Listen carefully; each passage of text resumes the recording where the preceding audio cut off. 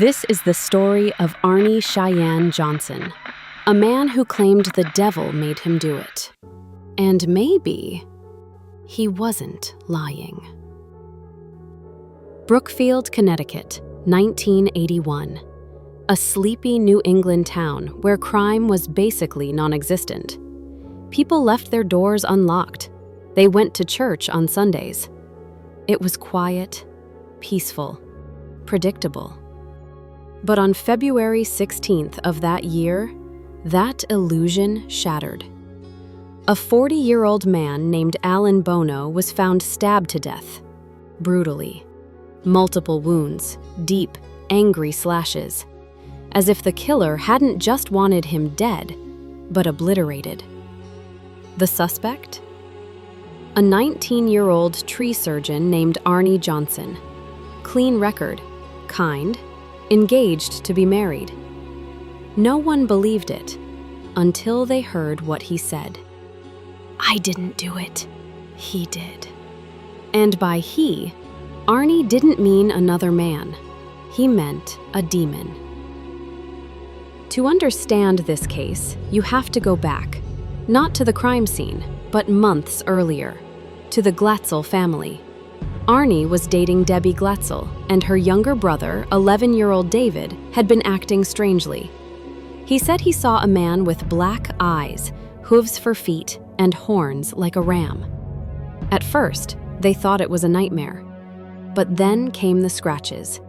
Fresh, angry claw marks on David's back. Then growling, deep, guttural sounds coming from an 11-year-old boy. He would thrash, speak Latin, speak other languages no one taught him. He said the beast man was inside him now, and he wasn't alone. According to the Glatzels, and Arnie, who was living with them at the time, David wasn't just possessed by one demon, he was possessed by 43. And that's when they called for help. Not the police, but Ed and Lorraine Warren. If the names sound familiar, that's because they inspired the Conjuring films. Ed, a demonologist, Lorraine, a clairvoyant. And together, they'd investigated everything from the Annabelle doll to the Amityville house. When they showed up to the Glatzels, they said it was one of the worst cases they'd ever seen. According to Lorraine, the house felt wrong, heavy. There was something in the walls. David would go into trances, his body contorting, foaming at the mouth. He'd scream names, not his family's, names of things not human. And sometimes he'd stop breathing altogether, only to suddenly jolt upright, eyes rolling back. Over several weeks, priests from the Catholic Church attempted multiple exorcisms, unofficial but intense, holy water, prayers. David thrashed and laughed at them, spoke in deep voices, said they were too late because the demon had found a new host. You see, Arnie didn't just watch, he challenged it. During one of David's possessions, Arnie reportedly stood up and mocked the demon. He said, "If you're so powerful, leave the kid alone. Take me instead." He didn't mean it, but something else did. And the Warrens, they said the moment he said those words, he opened a door. Shortly after that night, David's behavior improved, but Arnie's started to deteriorate. He'd zone out, claim to see a tall shadow figure near mirrors, say he couldn't remember where he went for hours at a time. His eyes, according to Debbie, sometimes weren't his. And then came the murder. On February 16, 1981, Arnie was at a small dog kennel run by his fiancé's boss, Alan Bono. They'd had drinks, nothing unusual, just a casual afternoon. But something shifted. Bono got aggressive. He grabbed Debbie, wouldn't let her leave. There was yelling, screaming, and Arnie, usually calm, rational, suddenly went blank. He pulled out a pocket knife, stabbed Bono, repeatedly, with animal-like force. One wound pierced the heart so deep it nearly split it in two. Witnesses said Arnie's face was expressionless, his eyes empty. He didn't run.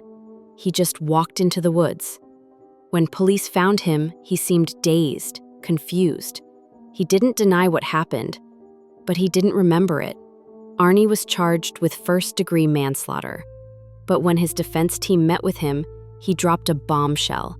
He told them, point blank, "It wasn't me, it was the demon." And that's when the trial became the first and only case in U.S. history where demonic possession was used as a defense in a murder trial. His lawyer, Martin Minnella, filed the motion, not guilty by reason of demonic influence. The judge didn't allow it. He said the court only deals in fact, not superstition. But the media, they devoured it, dubbed it the devil made me do it case. And the town of Brookfield, once quiet, turned into a circus. Paranormal investigators, TV crews, preachers, satanic panic burned through Connecticut like wildfire. Ultimately, the jury never heard the word demon in the courtroom, but they did hear about Arnie's behavior, about his blackouts, about the exorcism. They heard enough to know something was off, but not enough to let him go. He was convicted of first-degree manslaughter, sentenced to 10 to 20 years. He served 5. And while in prison, he married Debbie, the woman whose brother may have been the true beginning of it all. After his release, Arnie kept mostly quiet, but Debbie and the Warrens never changed their story. They insisted the possession was real, that evil, literal evil, had passed from David into Arnie. David himself is still alive, as is his brother Carl, who has publicly denied the demonic angle. He says the Warrens exploited his family, that his brother was mentally ill, not possessed. But then again, Carl wasn't the one who convulsed on the floor, wasn't the one covered in scratch marks, and wasn't the one who murdered someone, with no memory of doing it. So what really happened? Was Arnie Johnson a mentally disturbed young man who snapped? Was it alcohol and a broken mind? Or did he actually invite something in, something he couldn't control, something that waited for a moment of rage to take hold and then unleashed hell? You can scoff, you can say demons aren't real, but ask yourself, if evil isn't real, why does it leave such real scars? One man is dead, another served years in prison, and a family was shattered. But the case of Arnie Cheyenne Johnson remains one of the strangest, most terrifying legal moments in modern U.S. history. Because in that quiet courtroom on that February day, it wasn't just Arnie on trial. It was whatever followed him out of the shadows. So the next time you hear a creak in your attic, or whisper behind you when no one's there, remember, some doors once opened, never closed.